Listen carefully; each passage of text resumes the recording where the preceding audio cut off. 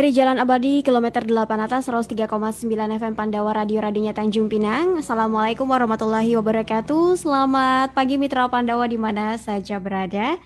Alhamdulillah di kesempatan akhir pekan kali ini, Sabtu 19 Maret 2022 kita bertemu kembali dalam talk show Kangen Kumpul MTR.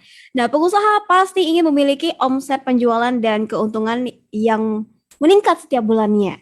Ya, namun untuk bisa seperti itu tidaklah mudah Mitra Pandawa, apalagi usaha yang sudah terbebani dengan utang.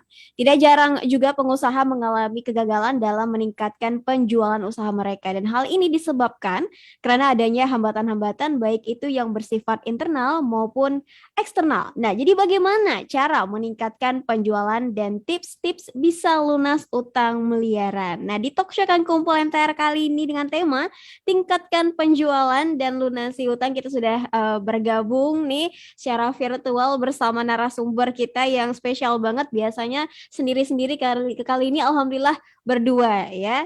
Baik. Assalamualaikum Pak Ari Kurniawan dan Ibu Suprapti.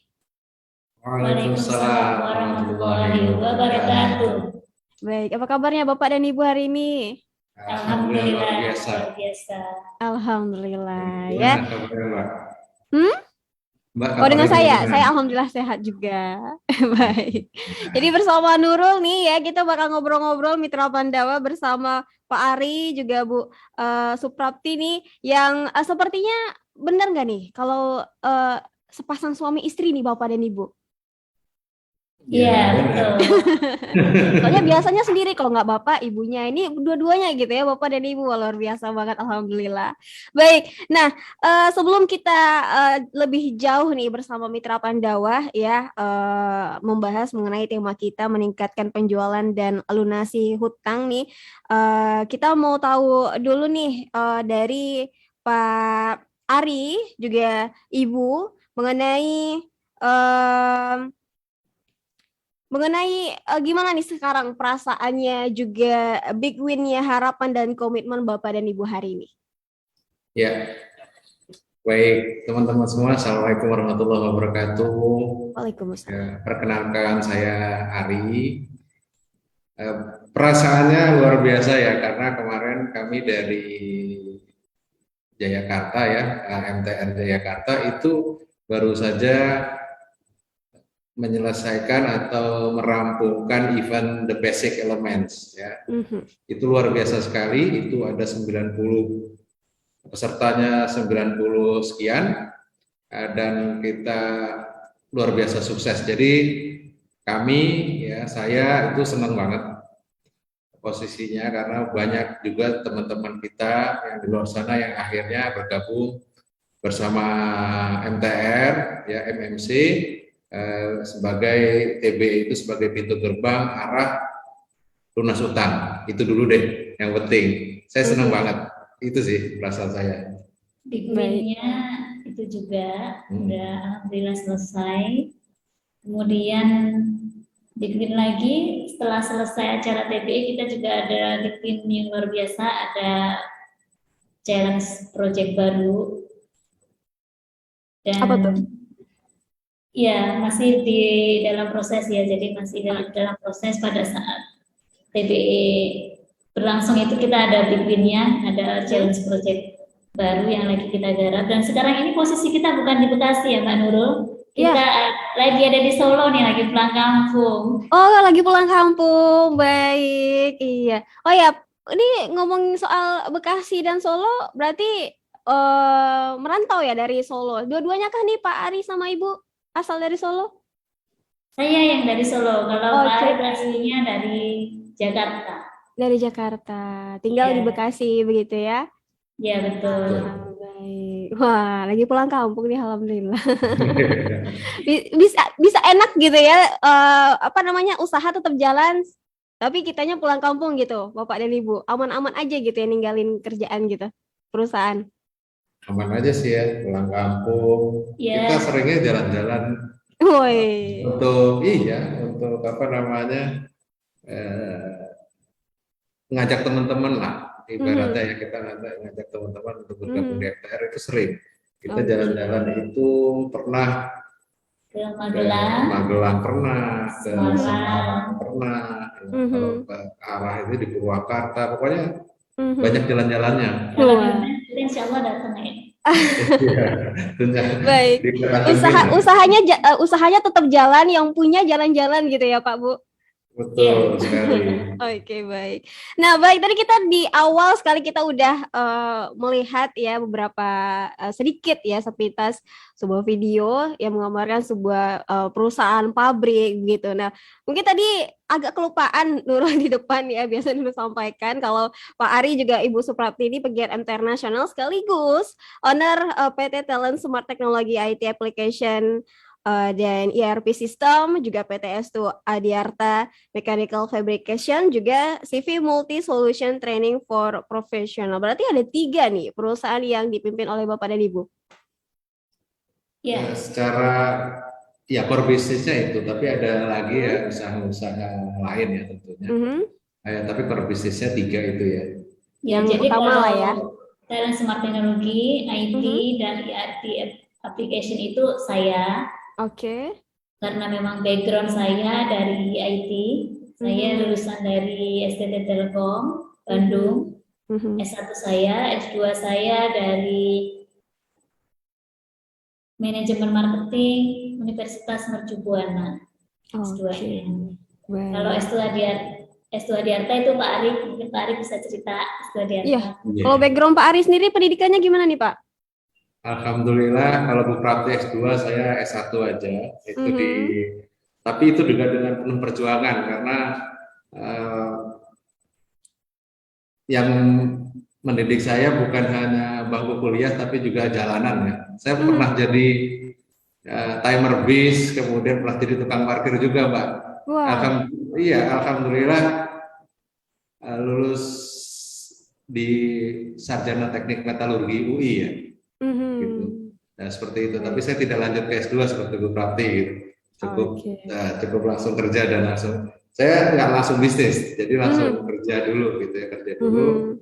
Mungkin di 2010 kalau nggak salah. Saya lulus 2001, di 2008 atau 2010 itu saya baru mulai memberanikan diri usaha. Oke, baik. Kalau berarti kalau saya dari lulus STT Telkom itu langsung kerja, tapi sambil kerja saya sambil kuliah S2. Jadi pada saat proses berlangsungnya S2 itu saya udah posisi bekerja. Waktu itu kerja saya di ZTE. Jadi saya keliling-keliling ke seluruh Indonesia itu. Mungkin kalau di total tiket saya 500 penerbangan lebih, karena di seluruh Indonesia kita pasang server. Asal mula usahanya dari situ, dari awal pekerjaan saya. Berarti ketika udah lulus kuliah juga Ibu sambil kuliah S2-nya itu bekerja dengan orang dulu berarti ya? Iya, betul. Membangun usaha, membuka lapangan kerja untuk orang lain seperti saat ini begitu. Betul. Baik. Nah, ngomong-ngomong soal kuliah juga kemudian sebelum memulai usaha seperti saat ini kapan nih ketemu dan kemudian menikah nih Bapak dan Ibu? Kita ketemu dan menikah itu di tahun 2013. Jadi memang sebelum menikah saya udah mulai usaha, Pak Arif juga udah mulai usaha. Oke, baik. Baik. Jadi sekarang sudah sama-sama membuka usaha ya, udah barengan gitu ya. Baik. Cuman bidangnya aja yang beda. Kalau Pak Arif sesuai bidangnya material handling dan mesin-mesin industri. Kalau saya lebih fokus ke IT sesuai dengan fokus bidang pendidikan saya. Oke, baik. Nah, berarti kapan nih lebih tepatnya Bapak dan Ibu memulai usaha kali itu sebelum menikah? Kalau saya dari tahun 2008. Pak Arif juga sama tahun 2008 juga. Cuman kita belum ketemu. Kemudian baru ketemu ya 2013 ya. Jadi kalau saya tahun 2008 itu saya bikin usaha namanya CV Talent Smart Technology. Nah, itu dimulai pertama sekali itu ya, Bu? Ya. Pertama sekali itu ya? Perusahaan pertama sekali? Ya, masih pertama sekali tahun 2008. Itu masih CV Talent Smart Technology. Kemudian di tahun 2010 itu kita berubah jadi PT Talent Smart Teknologi. Nah, kemudian di tahun 2013 mendirikan usaha lagi namanya PT Zigma Multitalenta yang saya nggak sebutkan di dalam profil itu karena nanti terkait dengan pembahasan berikutnya ya. Kemudian tahun 2014 begitu ketemu dengan Pak Arif ya, PT Estu Adiarta mulai dihidupkan kembali. Nah, tahun 2014 itu PT Estu Adiarta, kemudian tahun 2017 kita ada usaha baru lagi, yaitu PT CGS Indonesia. Itu yang membuat posisi utangnya sampai 25 miliar karena membeli perusahaan PT CGS Indonesia itu. Oke, baik. Karena membeli perusahaan ya, makanya terlibat sama utang ini begitu ya, Bu? Ya, dan ada yang ketinggalan, CV Multisolusi itu tahun 2010 kita bikin. Jadi ada 5 Mbak yang kita kerjakan gitu. Nah, cuman setelah kita berhijrah, kita mulai pilah-pilah nih, fokusin mana yang bidang kita, mana yang sesuai dengan keahlian, itu yang kita tekunin, yang lainnya kita serahkan kepada ahlinya. Baik. Nah, kalau Pak Ari sendiri bagaimana? Pertama sekali perusahaan yang Bapak bangun apa nih, Pak? Iya, jadi di 2008 itu sebelumnya kan saya bekerja macam-macam ya, termasuk di banyak bidang pertambangan. Jadi saya banyak terbang tuh dari mulai ujung Indonesia ke ujung juga. Jadi dari Banda Aceh sampai Irian itu, ya sampai ke Irian ya, ke Papua ya, Papua saat ini itu sering saya datangin lah gitu. Nah dari situ akhirnya saya bikin. Jadi saya waktu itu masih kerja menjadi karyawan, tapi akhirnya dengan beberapa teman itu saya bikin perusahaan itu yang Estu Adiarta itu sebetulnya di 2008. Tapi dalam perjalanannya pecahlah dengan teman, pecah kongsi, terus akhirnya sempat ditidurkan perusahaannya. Nah setelah menikah dengan Ibu Prapti ya istri saya ini, nah, akhirnya kita hidupkan lagi. Oke, baik. Dan berkembang sampai sekarang ya Pak? Alhamdulillah. Baik. Nah, latar belakang Bapak dan Ibu nih untuk kepikiran bisa membangun sebuah perusahaan ini kenapa nih? Alasannya Pak, Bu? Kalau saya, alasannya waktu itu saya berpikir saya itu wanita gitu ya, dan saya ingin anytime suatu saat anak saya pengen ketemu saya harus punya waktu. Oke. Sehingga saya berusaha itu dalam rangka untuk mempermudah mengkondisikan waktu dengan anak. Dan saya terus terang waktu itu masih berpikir bahwa walaupun seorang wanita tetap harus punya penghasilan. Karena adik-adik saya masih banyak ya, ada 4 orang yang memang saya ikut bertanggung jawab supaya adik-adik saya bisa sekolah. Itu motivasi utamanya untuk mendirikan usaha. Oke, baik. Wow, pikiran Ibu ke depan sekali gitu ya, pikir masa depan nanti bagaimana. Padahal ketika itu membangun usaha, Ibu belum menikah begitu ya. Tapi berpikir bagaimana nanti untuk memakan waktu untuk anak gitu, biar bisa bersama-sama dengan anak dengan lebih banyak waktu lagi ya. Kalau Bapak gimana Pak? Kamu kan join nih sama teman tadi, pertama sekali ya buka perusahaannya. Kenapa tuh Pak? Ya, jadi kalau saya sih sebetulnya kalau bicara mengenai marketing, memang Bu Prapti yang cenderung lebih marketing ya. Kalau saya itu berangkatnya justru dari design engineering, Pak. Jadi di perusahaan saya dulu itu waktu saya kerja itu saya bagian desain, gitu, bagian desain dan application. Itu ada banyak ide yang sebetulnya banyak saya simpen tapi tidak bisa diakomodir oleh tempat perusahaan bekerja. Akhirnya ya bikin aja sendiri deh, kita bikin. Nah seperti itulah kira-kira. Kalau saya sih lebih simpel seperti itu ya. Kalau Bu Prapti kan luar biasa tuh ininya, apa namanya, sangat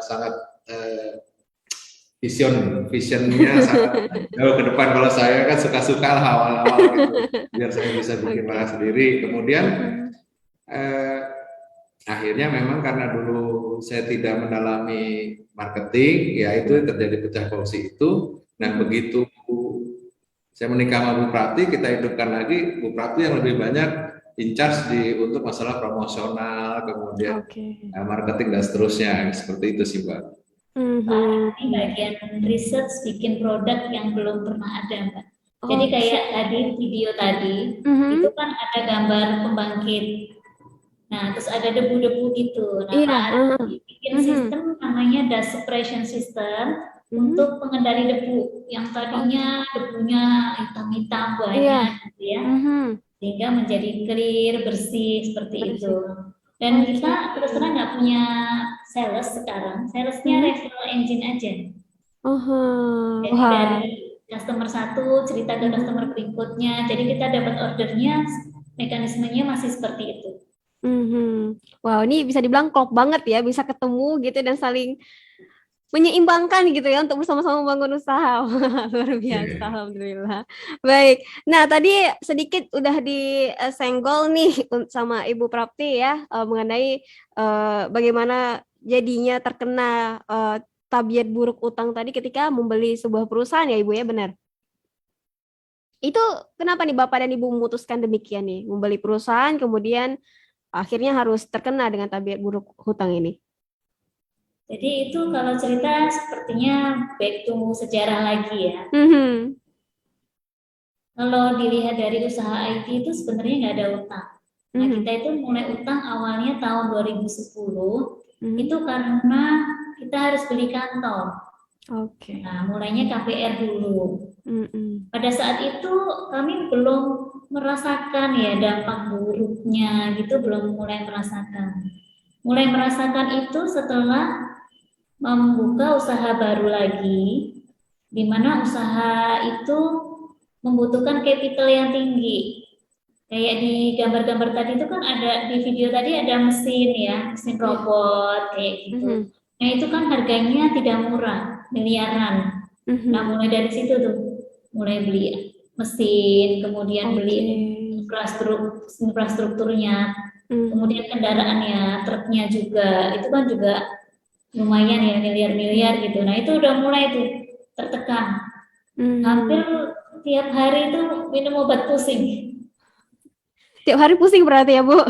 Tiap hari pusing itu. Jadi itu dimulai udah dari tahun 2011. Mulai beli kendaraan, mulai beli mesin-mesin yang sebenarnya kita belum mampu, tetapi kita paksakan.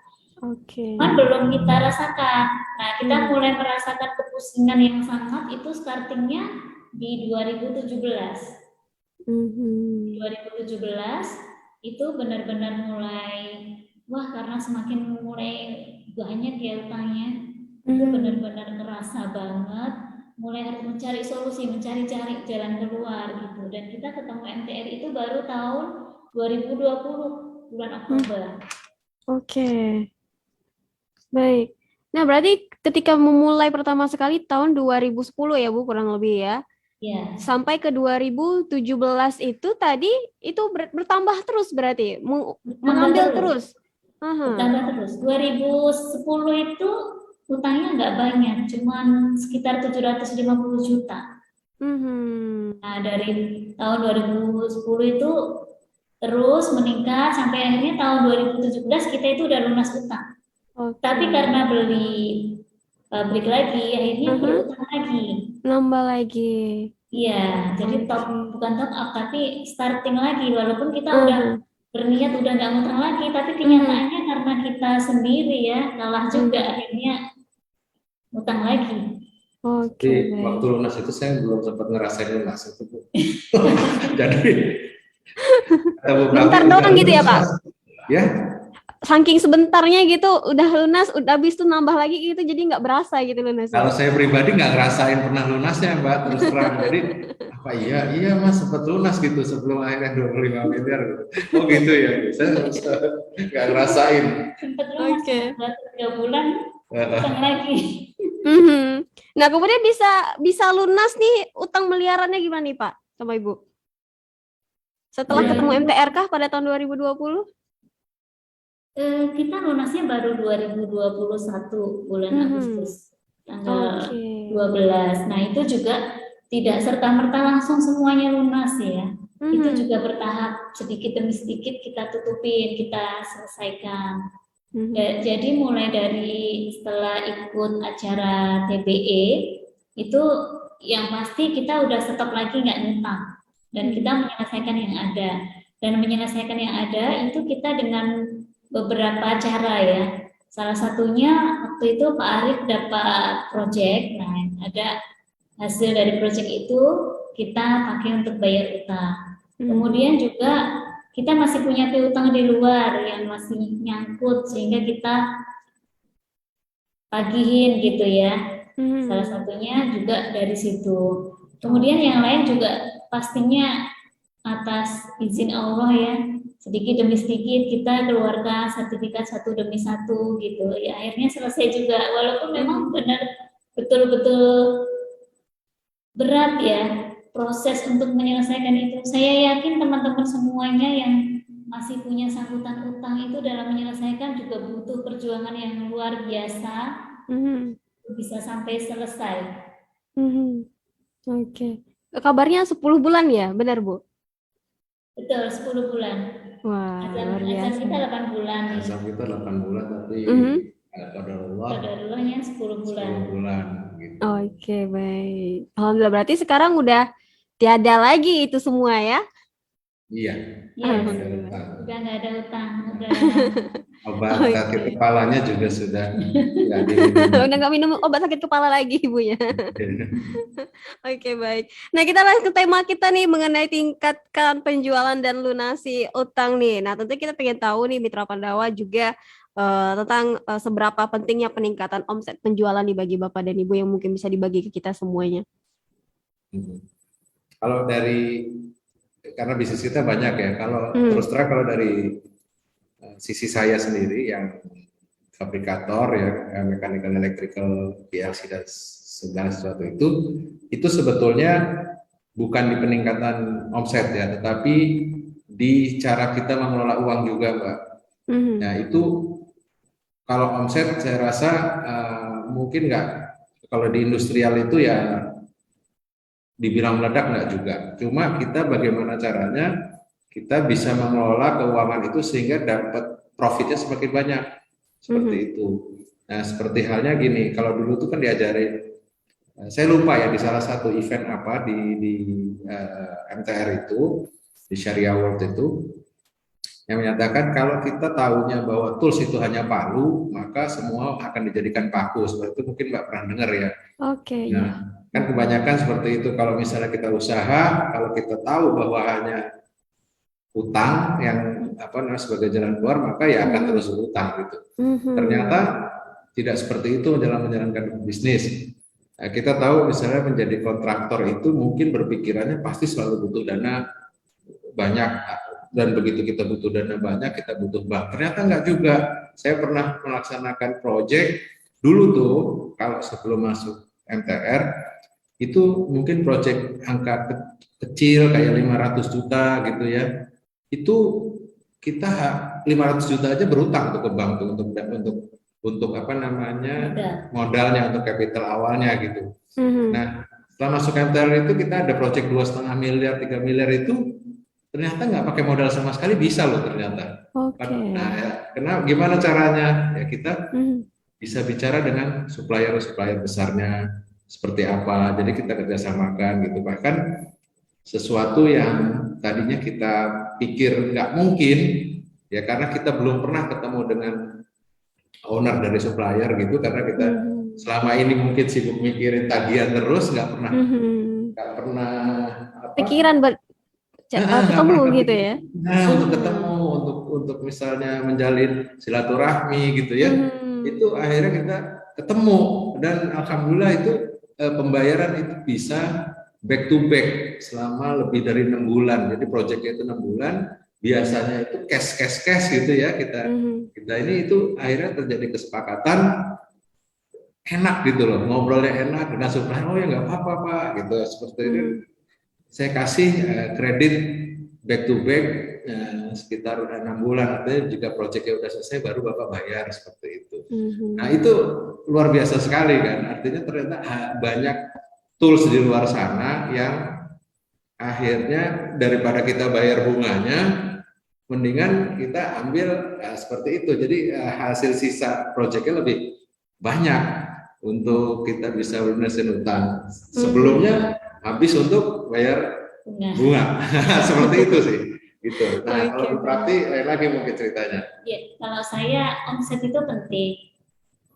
Penting banget bahkan. Untuk melunasi utang itu kan memang ada 3 jalan yang saya tahu. Salah satunya adalah dengan omset. Yang kedua mungkin dengan aset. Yang ketiga dibebaskan atau dibayarkan oleh orang lain. Ya.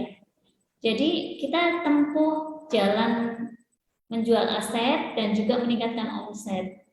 Kalau saya dan Pak Arif dua-duanya ini modalnya kan cuma ini aja nih, kemampuan berpikir. Jadi kita manfaatkan potensi-potensi kita yang ada untuk meningkatkan omset. Termasuk kemarin yang sempat saya infokan, kami ada lagi usaha baru yang kita kasih branding Ayo Terampil ya, dan ini karir. Itu kan usaha yang kita bentuk setelah kita masuk MTN. Sebelumnya nggak ada, karena kita udah lunas jadi pikiran kita agak longgar, memikirkan apa nih yang bisa kita maksimalkan dari kemampuan kami berdua, seperti itu. Jadi memang meningkatkan omsetnya dengan existing fokus kepada kemampuan kita, usaha kita fokus aja ke situ, dan misalnya kita diversifikasi juga kita harus menguasai dari diversifikasi kita itu. Nah itu dia, fokus ya. Kalau misalnya masih ada utang itu tadi yang bikin gak fokus ya Bu? Gak fokus, Iya, pasti. Tadi kita udah dengar dari Pak Ari juga Ibu Prapti terkait seberapa pentingnya peningkatan omset penjualan ini, yang penting banget, dan hal itu dapat dilakukan dengan fokus ya terhadap kemampuan diri, juga fokus kepada jalannya perusahaan agar dapat berkembang dengan lebih baik ya. Baik, selanjutnya kita pengen tahu nih dari Pak Ari juga Ibu yang sudah bersama kita pada kesempatan kali ini nih, bagaimana sih caranya untuk dapat meningkatkan penjualan sehingga bisa lunas utang-utang yang ada nih. Baik. Ya, Mbak Nurul. Baik. Ada lagi ini ya, coba pakai headset begitu. Iya. Gimana suaranya masih belum sempurna ya? Ya nggak apa-apa, masih bisa kedengaran kok. Ya agak bergema gitu ya kedengarannya. Baik. Baik, Bapak dan Ibu, bagaimana nih Pak, Bu, caranya untuk dapat meningkatkan penjualan hingga kita bisa lunasi utang nih? Mungkin dari Ibu Prapti dan juga Pak Ari ada tipsnya atau triknya tersendiri nih. Ibu Prapti ya, kalau saya tingkatkan profit soalnya. Oke, baik. Kalau saya omsetnya sama tapi profitnya yang meningkat gitu. Tapi kalau Bu Prapti yang lebih banyak melakukan ekspansi bisnis, kemudian juga omsetnya memang naik juga gitu. Ya, monggo Bu Prapti. Jadi kalau tips and tricks saya nggak bisa banyak bagi juga, karena saya juga learning by doing, melihat kondisi gitu. Kalau meningkatkan omset yang saya lakukan, pertama tetap fokus ya. Kita jangan gampang untuk diversifikasi di satu bidang yang memang kita tidak kuasai. Fokus dari yang ada itu yang dikembangkan. Jadi kalau misalnya saya bidangnya IT, IT saya selama ini customer saya Telkom. Nah, dari situ apa yang bisa saya kembangkan? Misalnya kemampuan yang saya miliki ini ternyata nggak hanya Telkom aja, jadi saya juga mulai masuk ke segmen customer yang lain dengan buat aplikasi-aplikasi yang bisa digunakan oleh umum seperti ERP yang dibutuhkan oleh perusahaan-perusahaan. Kemudian juga buat aplikasi yang sekarang masih kami proses ya, insya Allah nanti kalau udah selesai kita akan launch, kita hubungi juga nih Pandawa biar juga bisa bantu informasikan kepada teman-teman seluruh Indonesia. Siap. Untuk aplikasi yang sedang kita buat. Kemudian selain itu untuk meningkatkan sales, caranya kita adalah pastinya kolaborasi ya. Makanya ada semuanya real sector synergy. Jadi seperti produk Ayo Terampil yang saya baru bikin itu adalah produk kolaborasi dengan teman yang mempunyai usaha di situ, dan ternyata saya bisa memarketingkan sehingga saya udah kolaborasi aja, nggak perlu waktu lama untuk meningkatkan omset. Jadi kadang-kadang mungkin orang berpikir bahwa gimana ya cara mendapatkan omset, padahal sebenarnya kalau kita jeli dan kita mampu menangkap peluang itu banyak banget yang bisa kita lihat dan bisa kita langsung aplikasikan. Oke, baik. Ini ya mengenai Ayo Terampil ya? Iya, betul. Ayo Terampil ini baru berdiri 2 bulan yang lalu ini. Oke. Baru 2 bulan berarti? Iya, betul. Sejauh ini bagaimana Bu tanggapan sekitar atau masyarakat nih? Bagus ya, karena sebenarnya pada saat membuat Ayo Terampil ini saya punya latar belakang yang khusus. Contohnya ketika saya melihat pada saat pandemi, kemudian banyak orang-orang yang kehilangan pekerjaan dan menjadi tukang ojek seperti itu ya. Itu kan sebenarnya banyak mereka itu yang sekolahnya sarjana, tapi akhirnya bekerja menjadi tukang ojek. Bukan merendahkan profesi, tetapi mestinya dengan kemampuan secara edukasi yang tinggi harus bisa yang kerjanya lebih oke seperti itu. Sehingga saya bikin Ayo Terampil itu untuk memberikan training dan sertifikasi kepada teman-teman yang belum mempunyai keterampilan. Oke, baik. Iya, biar nggak lari gitu ya dari pendidikan yang udah ditempuh tinggi-tinggi begitu. Jadi mendapatkan tadi saya summary ya, fokus bidangnya, jangan bukan bidangnya dicoba kayak gitu. Itu buang waktu, buang energi. Kemudian yang kedua itu kita kolaborasi. Yang meningkatkan kolaborasi. Kemudian yang ketiga tetap yang ketiga sama dengan yang pertama, yaitu fokus lagi. Oke, ini fokusnya yang paling utama sepertinya ya Ibu ya? Iya.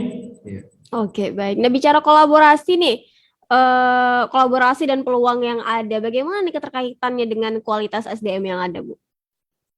Oh, itu sangat related ya. Jadi kualitas SDM itu sangat penting untuk harus selalu di-upgrade. Misal kita punya karyawan, katakanlah dulu kita belum punya ilmu dalam meng-hire atau merekrut orang. Nah, kalaupun itu sudah terjadi, ya it's okay, nggak apa-apa, go ahead aja. Tetapi harus ditingkatkan kualitas dari orang yang kita punya itu. Kenapa? Karena sekarang tantangan teknologi, kemudian tantangan bisnis itu kan semakin besar. Kalau kualitasnya tidak berimbang, maka dia tidak akan bisa mengikuti. Kalau kualitasnya bagus, otomatis mau pergerakan secepat apapun atau teknologinya setinggi apapun, kalau kualitasnya sudah oke, maka dengan gampangnya akan fleksibel untuk selalu mengikuti. Itu penting banget ya. Penting banget ya, dengan adanya kualitas SDM ini harus terus ditingkatkan ya. Kalau enggak gitu-gitu aja ya Bu, stuck gitu, enggak bergerak atau berkembang sama sekali. Nah, dan peningkatannya bukan hanya hard skill ya, tapi soft skill-nya juga penting. Sehingga kita menganggap bahwa karyawan SDM itu adalah aset ya, aset yang harus kita jaga, harus selalu kita upgrade seperti itu. Oke, baik. Nah, selanjutnya Pak Ari juga Ibu Prapti nih terkait dunia usaha yang berbasis teknologi kan udah banyak banget nih, termasuk perusahaan Ibu dan Bapak ya, yang membutuhkan investasi yang besar. Jadi bagaimana nih strategi aman berinvestasi tanpa harus berutang nih, Pak, Ibu? Ya, yang pasti kita itu pertama harus tahu dulu network kita seperti apa. Nah, setelah kita tahu bahwa utang itu bukan satu-satunya solusi, maka harus mencari cara lain. Network kita seperti apa?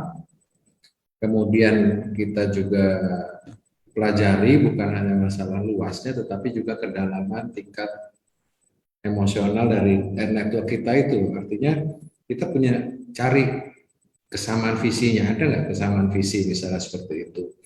Artinya supplier-supplier, kemudian juga teman-teman kita yang tadinya biasanya begitu Mbak. Dulu punya misalnya ada teman, kita menganggap misalnya ya mungkin nggak satu bisnisnya mungkin beda gitu.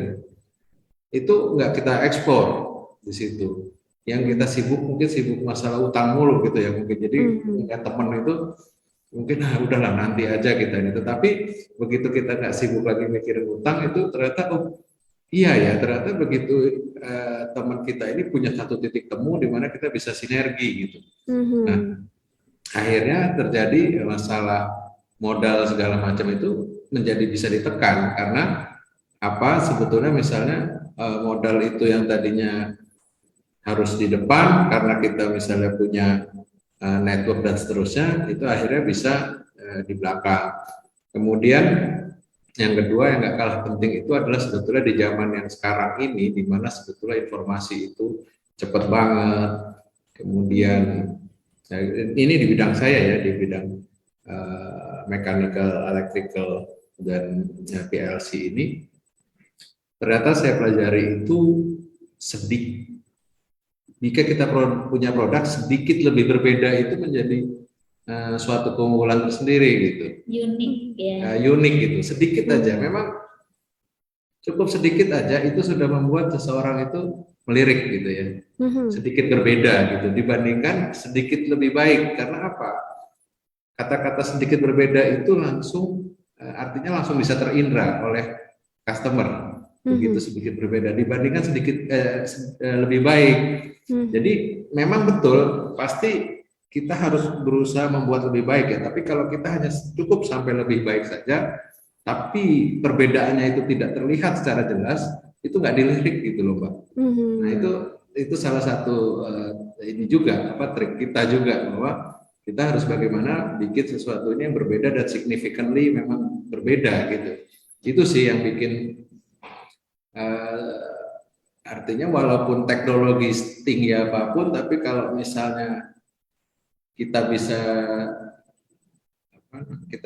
secara bikin unik, kemudian resource-nya network kita bisa kita perluas, bisa kita sinergikan, itu insya Allah cost di awal itu juga nggak terlalu tinggi seperti itu. Karena produk Pak Ari ini unik.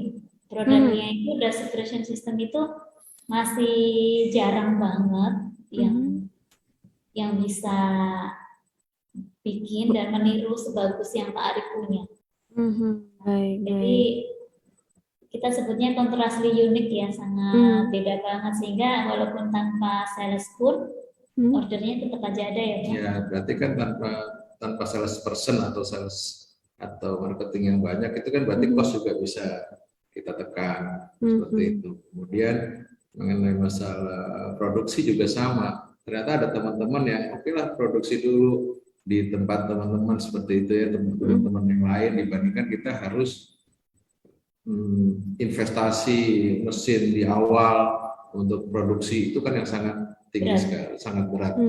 Artinya sebetulnya ada di luar sana teman-teman kita itu ternyata ya pasti Allah takdirkan kita untuk bersilaturahmi sebetulnya, untuk bisa saling bekerja sama sehingga biaya-biaya itu bisa lebih rendah sebetulnya seperti itu. Kalau saya sih fokusnya di situ ya, artinya mungkin profit saya kita tingkatkan karena sebetulnya kos-kos itu banyak yang bisa kita tekan dengan silaturahmi sebetulnya seperti itu. Oke, baik. Tanpa perlu berutang ya Pak ya?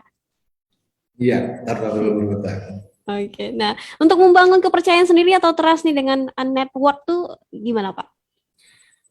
Trust itu memang kalau masalah trust itu kita dari dulu kita bangun ya, itu trust itu nggak bisa cepat memang Pak. Artinya seperti misalnya pembayaran dulu ya kayak misalnya trust dengan supplier itu kita memang sangat ketat sekali untuk selalu menepati janji-janji kita karena memang mungkin karakter owners yang bisa karakter owners yang directly masuk ke dalam perusahaan yang dipimpinnya, itu yang masalah dipercaya itu. Nah, begitu owners itu dalam kesehariannya menjaga kepercayaan orang lain, dan dia juga supaya perusahaan dan semua karyawannya itu si owners itu meminta karyawannya semua untuk berlaku yang sama, untuk menjaga kepercayaan, ya insya Allah berjalan terus kepercayaan dari pihak-pihak yang lain. Seperti itu sih Mbak. Itu memang takes time dan takes commitment gitu ya, untuk bisa nggak bisa tiba-tiba dalam 1-2 tahun itu kepercayaan itu dibangun gitu. Ya, dan itu modal utama. Modal utama. Kepercayaan itu modal utama ya. Dan sepertinya butuh waktu dan usaha, kesabaran juga ya Bu ya? Pasti, pasti. Semua pengusaha saya yakin kesabaran itu juga salah satu modal ya. Tapi kepercayaan itu paling penting. Karena kalau kepercayaan itu udah hilang, kita mau membangun lagi itu udah susah, udah berat. Jadi sebaik mungkin bagaimana caranya kita menjaga komitmen, kemudian amanah, sehingga dapat dipercaya orang, itu sesuatu yang benar-benar harus kita jaga. Karena memulainya susah lagi kalau kita udah nggak mendapat kepercayaan. Oke, baik. Nah, sebelum kita lanjut lagi nih ke pertanyaan selanjutnya ya, di live di Facebook kita ini udah ramai juga yang memberikan semangat untuk Ibu Prapti juga Pak Ari. Ada dari Trira Trianto, nah juga ada Yasman Bakri ya, yang katanya semoga semakin mengganas nih bisnisnya Pak Ari. Dan terima kasih doanya Pak Trira. Dan juga ada dari Icap Masyraf yang juga memberikan semangat untuk semuanya nih pada pagi hari ini ya, alhamdulillah. Terima kasih. Semangat semua. Alhamdulillah. Nah, salah satu usaha Bapak dan Ibu menyediakan jasa headhunter ya. Nah, bisa dijelaskan nih seberapa efektifkah di sebuah perusahaan menerapkan sistem headhunter ini? Jadi mungkin cerita dulu kenapa bikin headhunter ya. Karena saya dan Pak Ari memang dua-duanya nggak punya background headhunter. Cuman kan kami ada pabrik yang PT CGS itu. Tadinya headhunter ini kita mencari karyawan yang memang kita supply ke pabrik. Nah, kemudian kita berpikir lagi dan mulai merubah positioning, kita lebih memfokuskan kepada headhunter. Karena memang kita punya tenaga yang ahli di bidang tersebut ya, jadi ahli psikologisnya, kemudian ahli HR-nya. Jadi kita mencari tenaga kerja yang dibutuhkan oleh perusahaan lain. Dan dalam hal ini kita tidak memungut sedikit pun biaya kepada calon pencari kerja. Jadi free aja gitu. Mungkin kalau ada perusahaan-perusahaan lain yang mencari tenaga kerja harus bayar, kalau kita free untuk mencari tenaga kerja, karena kita deal komitmennya dengan si pemberi kerja, dan kita melakukan testing itu sampai dengan user terbaik, calon karyawan terbaik gitu. Kalau misalnya JobsDB atau Loker itu kan hanya menyediakan platform aja untuk mengumumkan ada lowongan pekerjaan, silahkan yang mau daftar. Langsung submit di situ. Kemudian perusahaan mereka sendiri, si pencari tenaga kerja itu kan yang menyeleksi sendiri. Tapi kita enggak, kita memposting juga kita menyeleksi. Sampai kita berikan 3 pilihan calon tenaga kerja terbaik kepada calon pemberi kerja. Nah, itu kelebihannya udah pasti efisien dan efektif ya bagi pemberi kerja, karena dia tidak harus meluangkan waktu untuk rekrutmen, tidak ada waktu untuk melakukan seleksi yang lebih lama. Tinggal terima hasilnya, ini udah yang tiga the best, silahkan dipilih, itu lebih enak sehingga nggak perlu punya banyak tenaga kerja HR, cukup Oke. bisa dirangkap dengan yang lain udah Mhm. selesai. Berarti tinggal dipilih di antara yang terbaik gitu ya. Iya, Yang terbaik di antara yang terbaik begitu ya, Bu? betul. Baik, tidak perlu repot-repot lagi pemberi kerjanya gitu untuk mencari dari sekian banyak pencari kerja yang ada yang melamar gitu ya, Bu ya. Iya, betul. Bisa Mhm. dilihat di www.inikarir.com. Oke, ini karir.com. Iya. Oke, baik. Nah, selanjutnya Pak Ari juga Ibu Prapti ini seberapa pentingkah nih jasa konsultan IT untuk perusahaan yang baru berkembang? Itu Ya, beberapa. ya, karena itu bagian saya. Oke.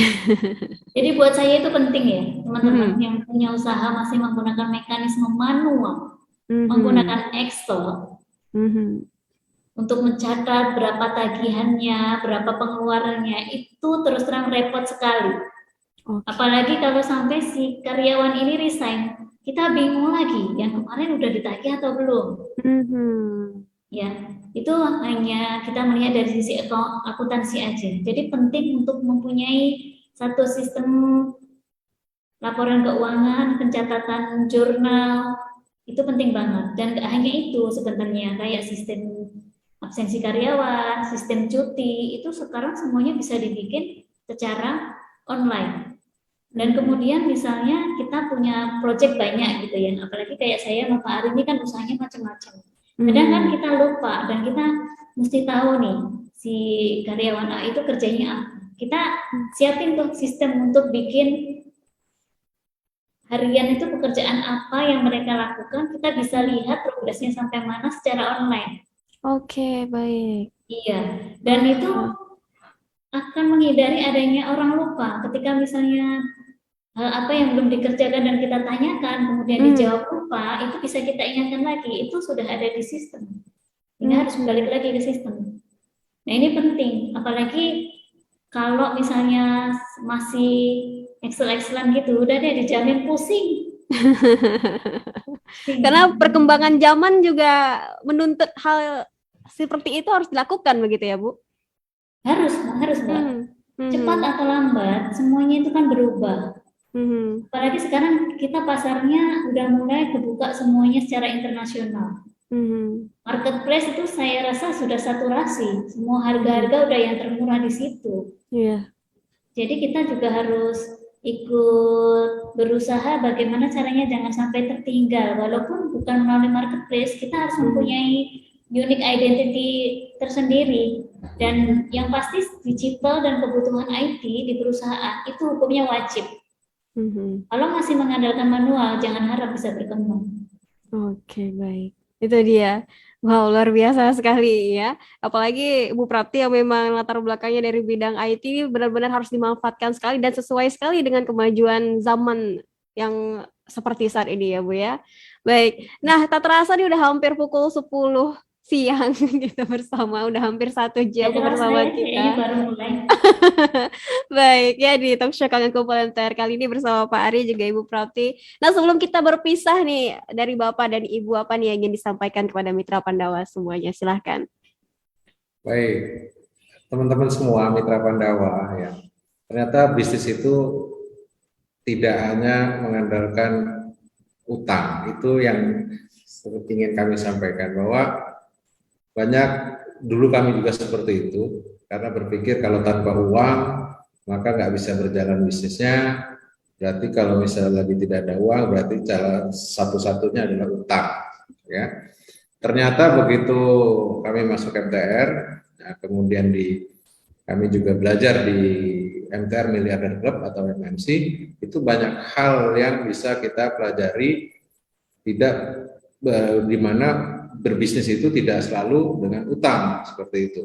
Itu aja sih. Artinya saya pengen lah banyak teman-teman di luar sana yang Mitra Pandawa yang mulai ikut bergabung dengan kami MMC di MTR Miliarder Club. Itu sih dari saya. Kalau Bu Prapti? Kalau dari saya, mungkin kalau utang udah ya. Kalau dari saya gini, dalam kita berusaha pertama harus selalu fokus. fokus pada bidangnya. Jangan kesana kesini, pokoknya udah itu aja tekuni. Kemudian yang kedua adalah kita harus selalu energik, aktif dan tidak boleh menyerah. Kalau misalnya memang ada halangan, terus aja diterjang. Ya, pasti nanti akan ada jalan keluar karena lorong pun di ujung itu pasti akan ada cahaya. Jadi jangan menyerah. Ketiga, ini kita mulai berlatih melihat peluang dan kesempatan. Jadi tetap selalu jalin silaturahmi karena di balik silaturahmi itu pasti ada sesuatu yang kita tidak tahu dan Allah pasti udah kasih jalan keluar juga dari silaturahmi itu. Jadi jangan putus silaturahmi terhadap teman-teman semuanya. Oke, baik. Begitu saja, Bu? Iya. Baik, terima kasih atas waktunya Ibu Prapti juga Pak Ari pada kesempatan Sama-sama, hari Pak. ini ya sudah berbagi kepada kita semuanya di Talkshow Kang Kumpul MTR. Sampai jumpa di kesempatan selanjutnya. Assalamualaikum.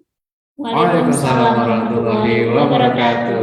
Baik, terima kasih juga untuk Mitra Pandawa yang sudah mengikuti Talkshow Kang Kumpul MTR kali ini dan jangan lupa ikuti Talkshow Kang Kumpul MTR edisi selanjutnya setiap Sabtu pukul 9 pagi. Baik, saya Nurul Mahindra undur diri. Wassalamualaikum warahmatullahi wabarakatuh.